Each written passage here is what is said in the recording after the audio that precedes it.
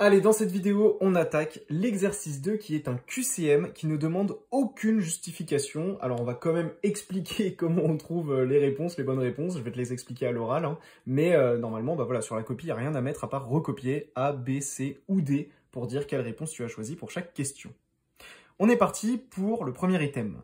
On lance un dé équilibré à 20 faces, numéroté de 1 à 20. La probabilité pour que le numéro tiré soit inférieur ou égal à 5 est 1/20, 1/4, 1/5 ou 5/6. Je te laisse y réfléchir.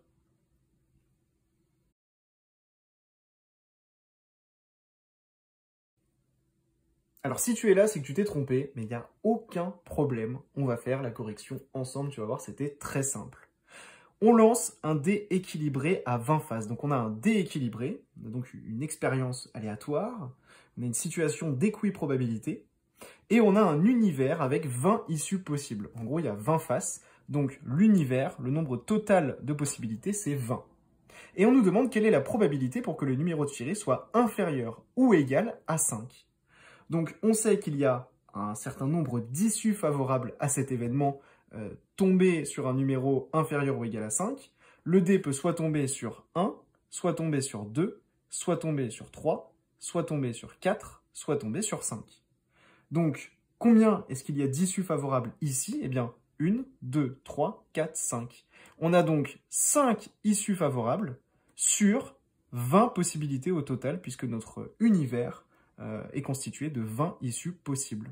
On a donc 5 chances sur 20 d'avoir un numéro qui soit inférieur ou égal à 5. Et donc, quelle est sa probabilité? Eh bien, la probabilité, elle est égale à 5/20.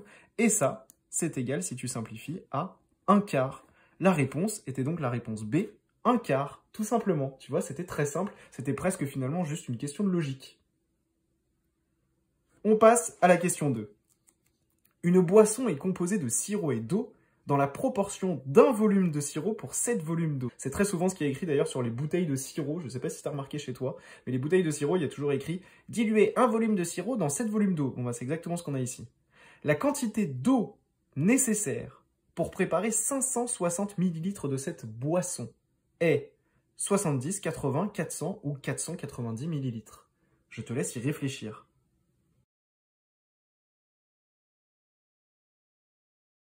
Si tu es ici, c'est que tu t'es trompé, mais il n'y a aucun problème, on va revenir à la base. On sait qu'une boisson, elle est composée de sirop et d'eau dans la proportion d'un volume de sirop pour 7 volumes d'eau. Donc au final, on sait que notre boisson, elle est composée de 8 volumes. On a 1 volume de sirop et 7 volumes d'eau. Donc, on a 8 volumes au total.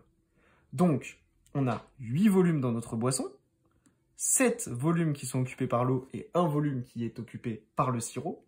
Donc, pour arriver à 560 millilitres, un volume doit être égal à combien? Eh bien, un volume doit donc être égal au volume total, 560 millilitres, c'est ce qu'on nous donne ici, divisé par le nombre de volumes. On sait qu'on a 8 volumes, 7 volumes d'eau et 1 volume de sirop. Donc 560 divisé par 8, ça si tu fais le calcul évidemment à la calculatrice, puisque la calculatrice est autorisée, ça nous donne 70 millilitres. Donc on sait que 1 volume vaut pour 70 millilitres. Or on sait qu'on a 7 volumes d'eau et 1 volume de sirop, comme je te le dis depuis le début. Donc on aura 7 volumes d'eau, sachant qu'un volume est égal à 70 millilitres, donc 7 fois 70 millilitres, ce qui est égal à 490 millilitres. Et donc on est revenu ici au volume d'un volume, sachant qu'on en a 8. Et ensuite, comme on sait qu'on a 7 volumes d'eau sur les 8, eh bien on multiplie cette valeur par 7 pour obtenir tout simplement la quantité d'eau nécessaire pour préparer 560 millilitres de cette boisson. Et c'était donc la réponse D, tout simplement.